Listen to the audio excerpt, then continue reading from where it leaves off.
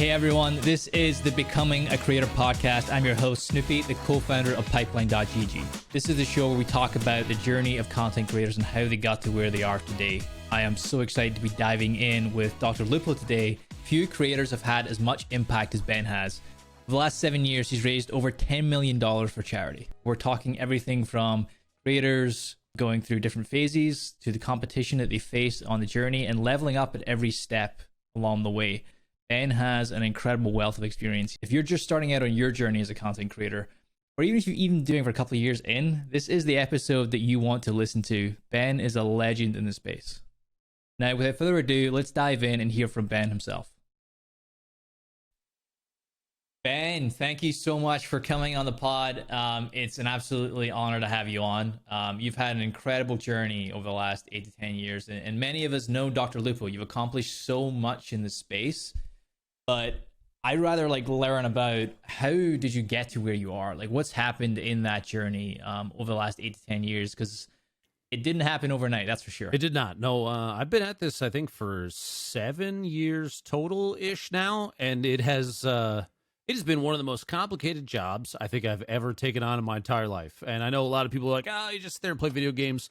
The behind the scenes and the lead up to the point where I am now has been kind of wild. I started out a long time ago with a wireless headset and no camera, sitting cross-legged on the floor in front of my. You laugh, dude, but the OG setup was me at a coffee table in my living room of my old house, playing on a TV, playing Destiny. And I started streaming because a friend of mine wanted to try and see what he could do with his career.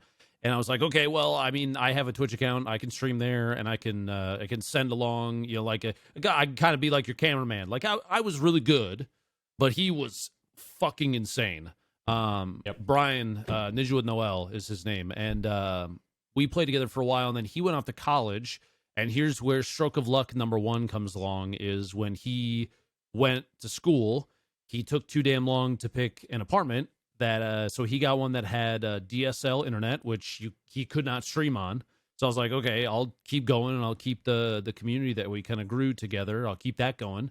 And one thing led to another, and his people had we had built this community of people that watched. In fact, some of those same people that watched us back then still watch us now. And I think it is important to make a note of that, because without the loyalty is the wrong word, because you don't want someone to be blindly loyal to a content creator. We don't deserve that. I don't think that's an intelligent thing to do for anybody. You can believe in the things that content creators do and what they stand for and their actions on stream and that kind of thing. But I think stan culture, that mindset as a whole is bad.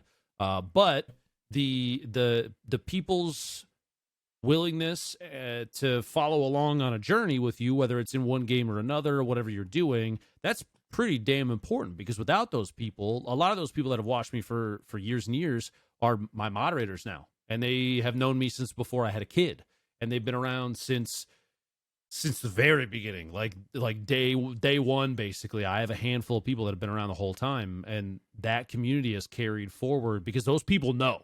They know what you're about. They know the kind of BS you've been through. Because everybody goes through different challenges in life. Every streamer goes through different challenges. I've had communities grow and shrink, and people.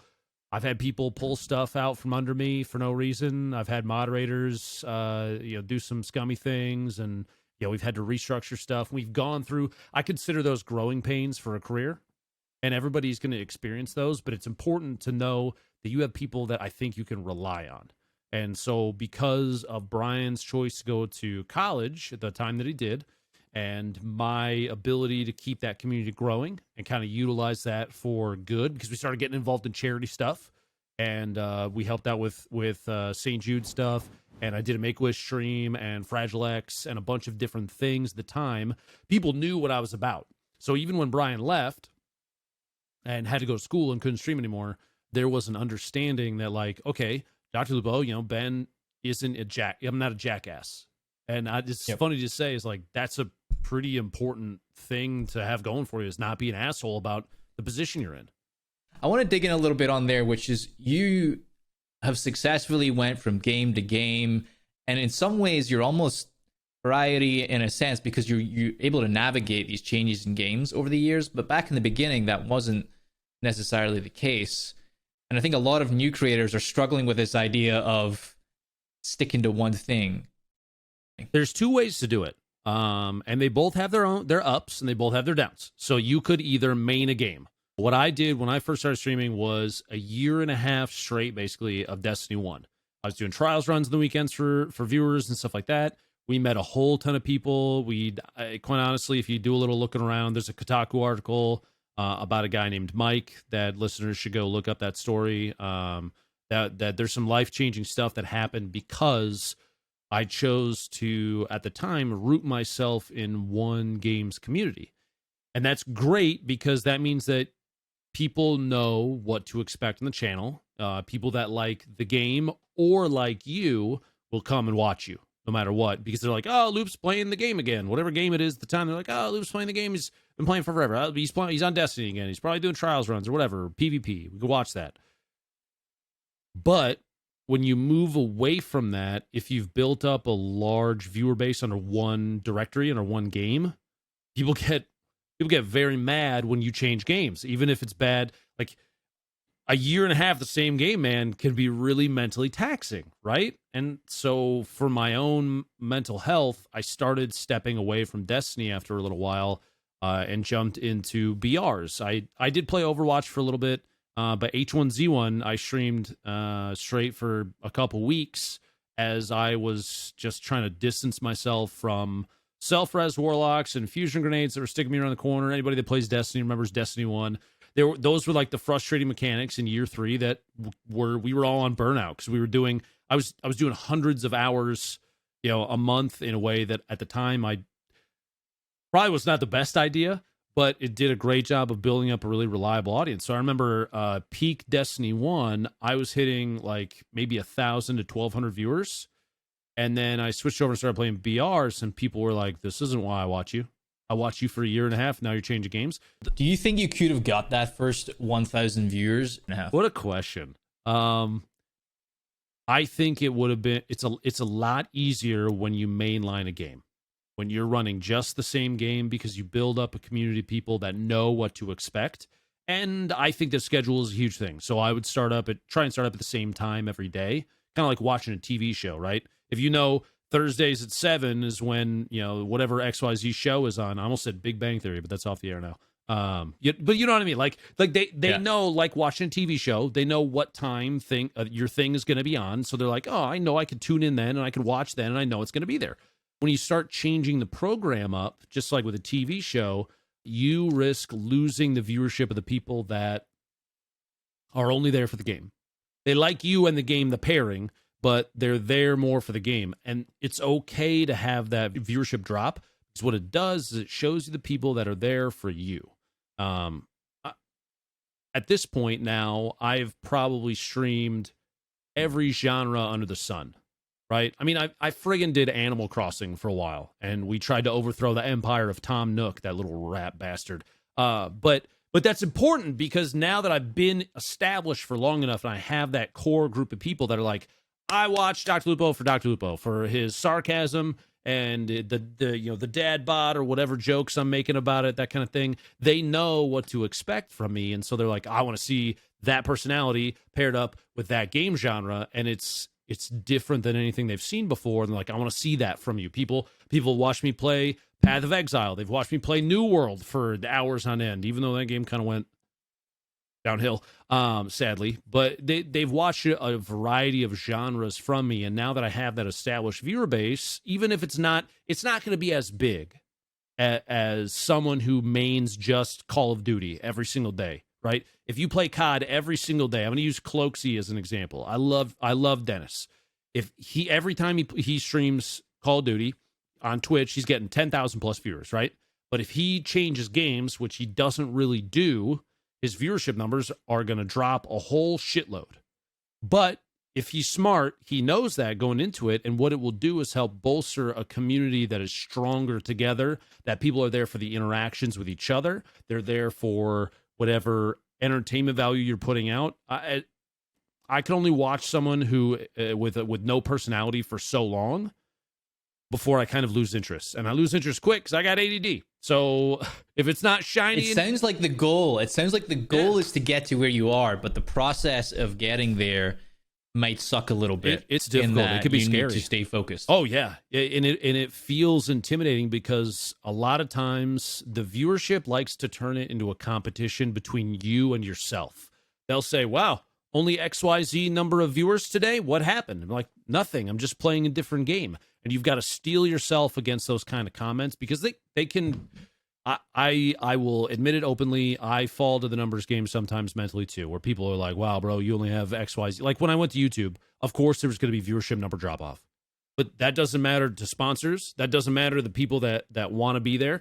Just like changing games, when you change platforms, you have a reliable group of viewers, that community that they will follow you regardless of what platform you're on or what game you're playing or even down to like the schedule of when you stream. If you need to change schedules, those kind of things, those are fine. Don't get deterred by drop-offs in numbers. Don't fall for the numbers game, especially when it's driven by other people that want to see you suffer from it.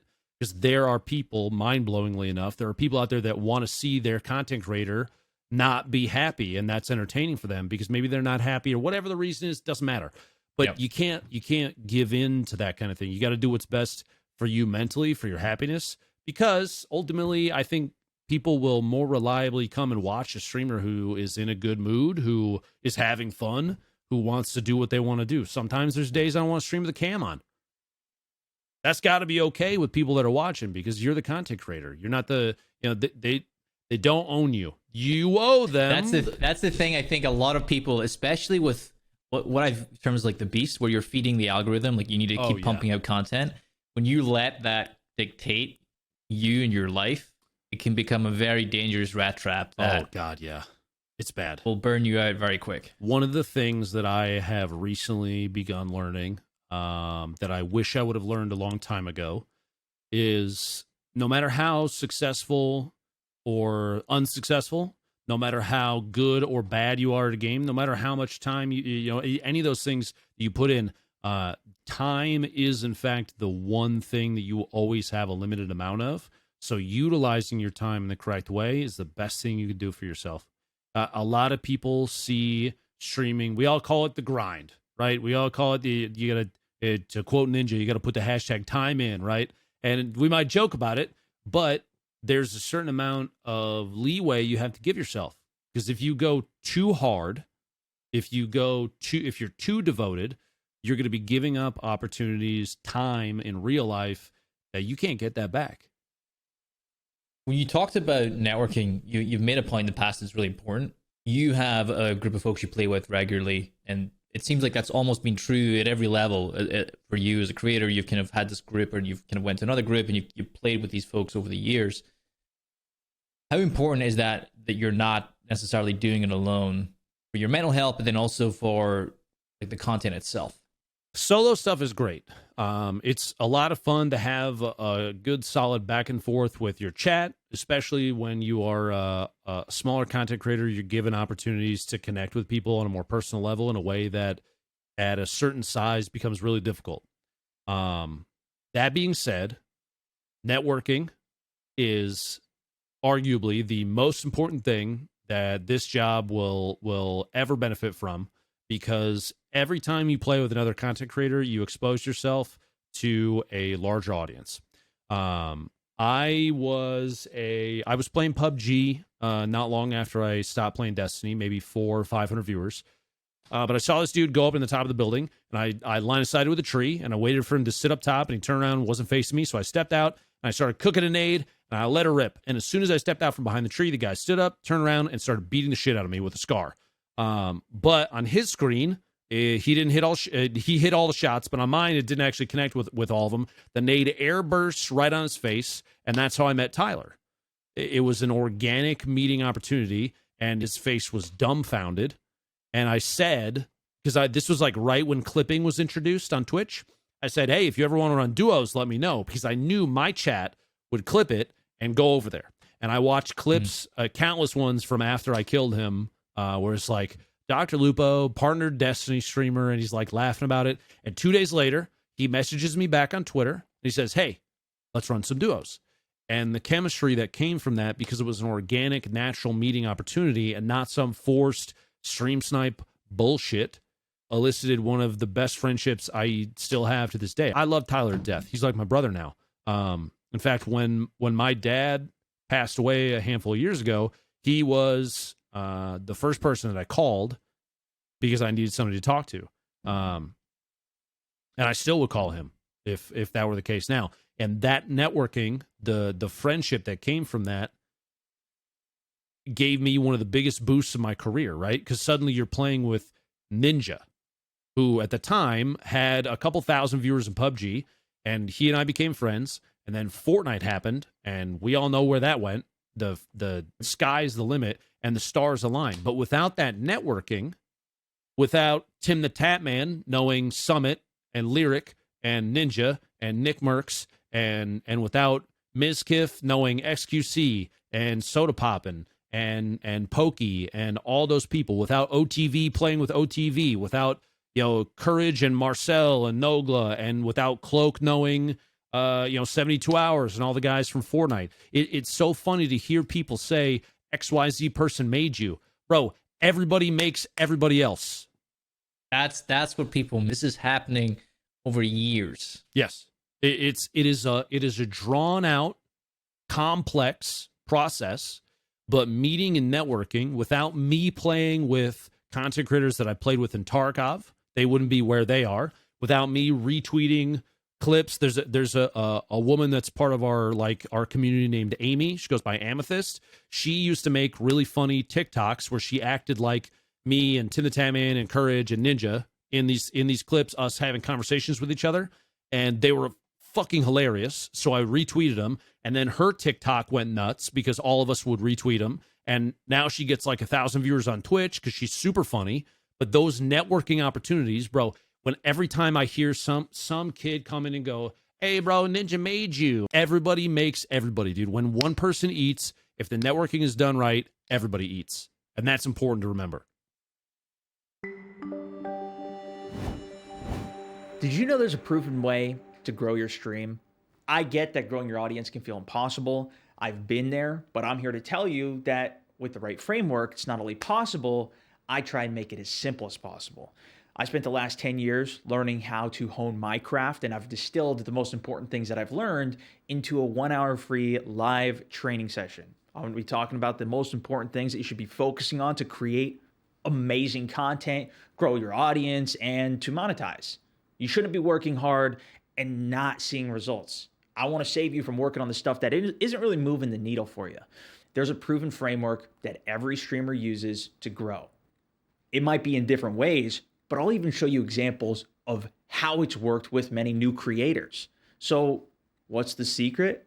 Stay tuned for the session. Find out. Spots are even limited. So make sure to save it now, and I hope to see you there. Just click the link in the episode description to register.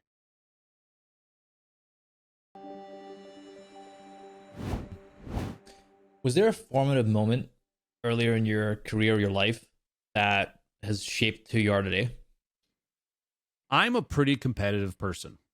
For anybody that's watched me previously, I did a lot of Twitch Rivals events, and I played in PUBG tournaments and Tarkov tournaments and Fortnite tournaments, and I've been through a lot of competitive experiences. I got the opportunity to cast a ton of Fortnite stuff, and all that. And the competitive nature in me, which is already present in my son, by the way, which will, if for better or worse, is going to come out eventually, I think stems from the fact that I have 3 older brothers. And I think that was one of the things that drove me to keep pushing on this path and ignore people that were, not that my brothers were negative, but ignoring negativity and just continuing to do what you think is the right thing and follow through with your best laid plans. The competitive nature that was instilled in me when I was younger, because I have 3 older siblings, and they, not that they were like bullies or anything like that, but I was the youngest. I'm the youngest of 4. So oftentimes, if anybody remembers the Super Nintendo multi-tap, it's got the ports in the front. We play NBA Jam Tournament Edition. I was always like the last pick. There was 3-player games like Secret of Mana. I didn't get to play that with them. And so those kind of things, I think, instilled in me the desire to kick enough ass that I'm the guy that gets picked instead of somebody else. You know what I mean? I love that. As a competitor myself, I absolutely relate. It's almost like a conviction that you're going to prove them wrong. Yeah. In a way. 100%. And you'll make it happen. A lot of people have significant others or family who may not understand the journey. Do you have any advice for those that are maybe struggling with that dynamic and trying to encourage others around them to understand what they're trying to do? I think the most important thing is to be honest and serious about what you're trying to do. It's okay to want to make content creation your career, but when you bring somebody else into it, you need to set a level of understanding that everybody's on board with, that you've talked about, that we've come, everyone has come to an agreement about. It's like, it is a very difficult thing to make it. I mean, if there's nothing we saw from the Twitch leak, that giant list of money that people had made, number 31 represent, that like people should take to heart from that is it should be very apparent how difficult it is to really climb a board like that and get to the point where you're making a reliable income. That being said, to give you a stat, the top 0.08% of Twitch make over 65K a year. Isn't that top 0.08? Isn't that scary? That's terrifying. Any other job, you have like the typical job that we imagine, you have a reliable ladder to climb. You've got, you get promotions and pay raises and stuff like that. Hopefully it's the same as inflation or higher. If you're in the United States or wherever you live, you're matching that increase so you're not like slowly falling behind. Streaming is a coin toss. A lot of the time, it almost feels like that still for me. It's like there are days where I feel like I'm on a downward slide, but then you have to remember it's not the numbers game might eat away at you. You got to push that out of the way, but it's very difficult to make it in this job. And so level setting with your significant other and having a backup plan. If there's younger listeners that, or viewers that roll through this and are like, okay, well, how do I make it? Please do me a favor, have a backup plan. Even when I was trying to grow my career to where it is now, I had a backup plan. If this fails right now, I can go apply for an IT job because I have a degree. I went to school. I spent time. I'm educated. Not that that's required to do anything. I mean, there's a lot of people out there that don't even have high school educations that have massive amounts of success. But having a plan, a backup plan, just in case, and having everybody on board with both the main plan and the backup plan is like, that's number one. I've seen countless people, man, throw themselves full send into this job and have it go nowhere.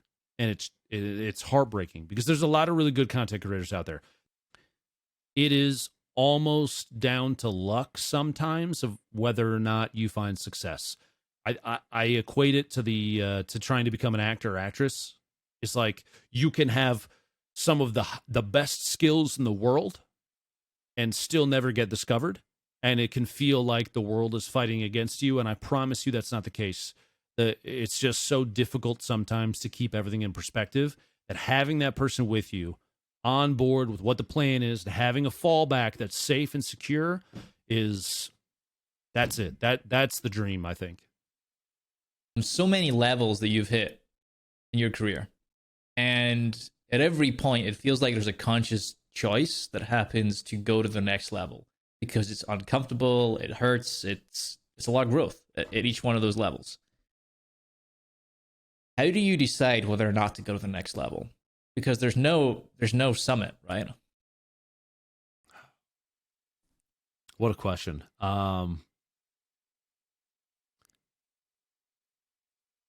Sometimes in life you face decisions that are intimidating. You get put in a place where someone says, hey, you could do this thing and this might happen, or you could not. You could maintain the status quo. You could go along and stay in your comfort zone. And if you don't take those risks at the appropriate time, the right time, then there could be opportunities that you miss out on, right? I'll give you an example. Right now, I stream on YouTube. I was on Twitch for 6 years. And prior to that decision, I was in my comfort zone.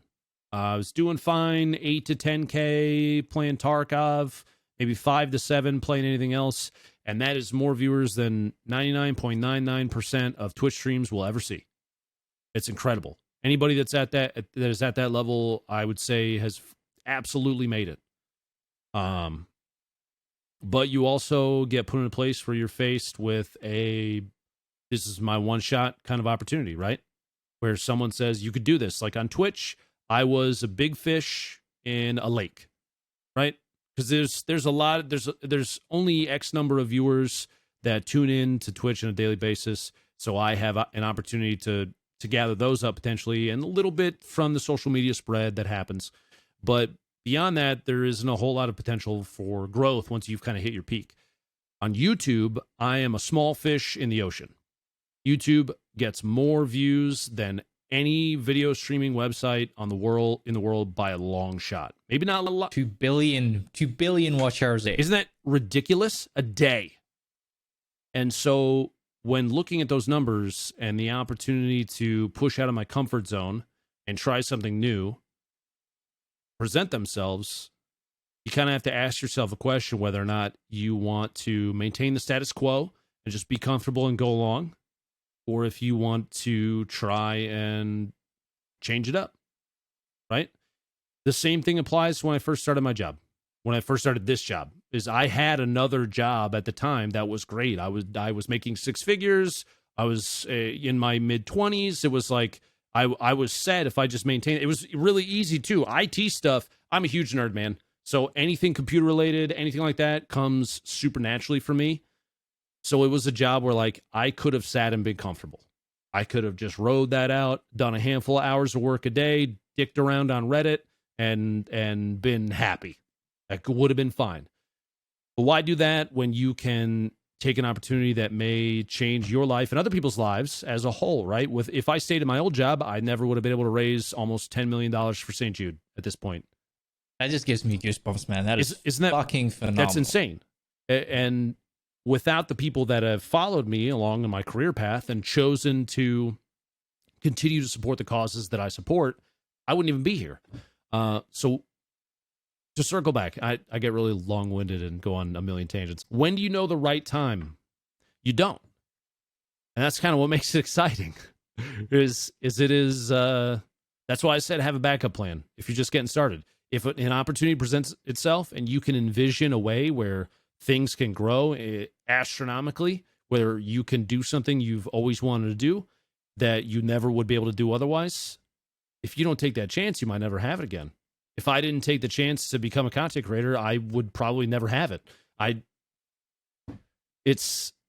wish I had an easy answer for that question, because that's really like, that's the antithesis of how do you make it as a content creator, is when do you know when to take that jump? And no, I've just been going along with what feels natural. That's why when people ask, I often tell them that luck plays a big part in what I do, because I fully feel like without luck, and seeing those moments and seizing them at the right time, I wouldn't be here in front of you. I think there is an element of luck, Lupo, but you don't put yourself in the right place enough times like you have, and there's a lot of work that goes into making that happen. Lupo, thank you so much just for sharing everything that you have with us today. Phenomenal. And you just touched on what you've accomplished in the charity space. That is absolutely phenomenal. Massive impact beyond the success you've had personally, but the impact you've had on the entire industry. You're an absolute role model, not just for the gamers and listeners out there, but for content creators as a whole. You're just a phenomenal guy. So thank you so much, Lupo. I appreciate it, man. Thanks for having me on. I hope everything's going well. You know, I'm here if you ever need another guest. Cheers, Lupo. Appreciate it, man. Thanks, dude. Gotcha.